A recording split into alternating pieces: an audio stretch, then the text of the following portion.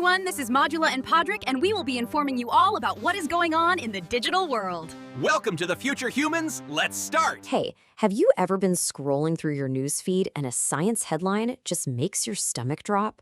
Yeah, you're definitely not alone. They can be super alarming. But you know what? They almost never tell the whole story. So today, we're going to pull back the curtain on some of these scary headlines. I mean, look at this one. This sounds like something straight out of a horror movie, right? The thought of an actual spoonful of plastic just sitting in our brains, it's enough to make anyone want to freak out. Okay, so let's take a breath. What is the real story here? We're going to get past that initial shock and really dig into the science behind claims like this. And let's start with two of the biggest scares from the last few years. Both of them are about something we use every single day: plastic. So that spoonful of plastic in the brain, where did that even come from? Well, it came from a study that analyzed tissue from about 50 cadavers. But once you look at the context, the whole picture starts to look really different. The scientific community almost immediately pointed out some big problems with how the study was done. Let's get into the nitty-gritty.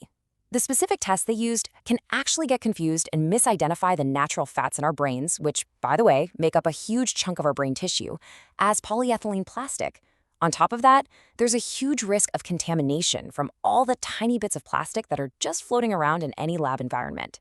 So here's the bottom line. The study suggested something might be there, but it was far from proving how much or even if it was causing any harm at all.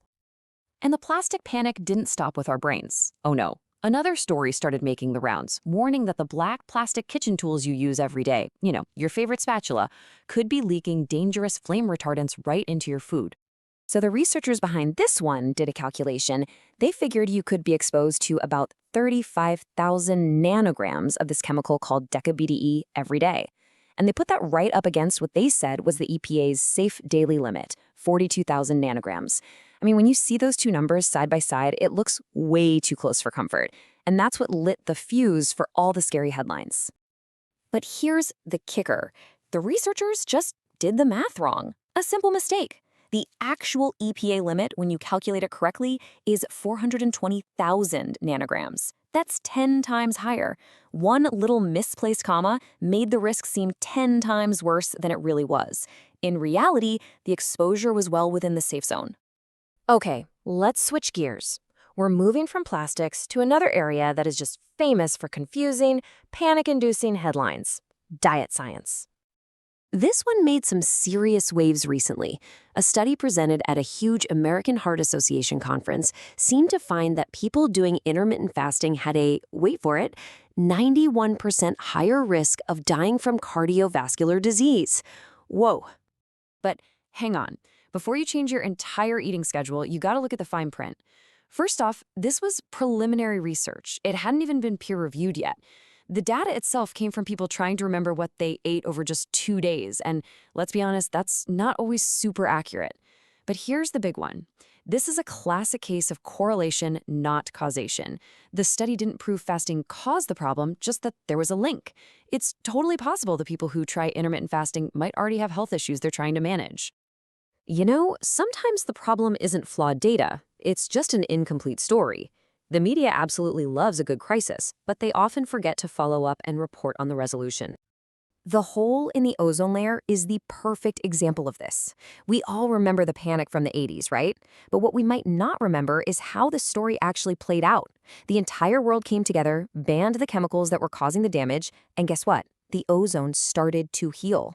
Then, in 2018, there was another scare. CFC levels were mysteriously rising again, but the follow-up story didn't get nearly as much press. Scientists tracked the problem to a few factories in China, international pressure got them shut down, and today, the ozone is back on track to heal. It's a massive success story that just gets lost in the noise.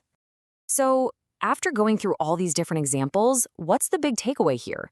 How do we actually arm ourselves against the next wave of scary science headlines? And this is a really crucial point. This isn't about science being wrong or unreliable. It's actually the complete opposite. Science is a process. One study makes a claim, and then a whole bunch of other scientists jump in to test it, to verify it, to poke holes in it, and to correct it. What looks like a bunch of contradictions is actually the system working perfectly. So, here it is, your own personal toolkit. Just 4 simple questions to ask yourself. Number 1, is this a published, peer-reviewed study or just a preliminary finding from a conference? 2, look at the sample size. Are we talking about 10 people or 10,000? 3, is it just a correlation, 2 things happening at the same time, or did the study actually prove that one thing causes the other? And finally, number 4, just wait for the follow-up. A single study is almost never the final word on anything in science. So the next time you see one of those headlines that makes your heart race, just take a breath. Instead of panicking, now you have the tools to be a little skeptical, to get curious, and to look for the real story behind the scare. So, what's the first question you're going to ask? Thanks for joining me.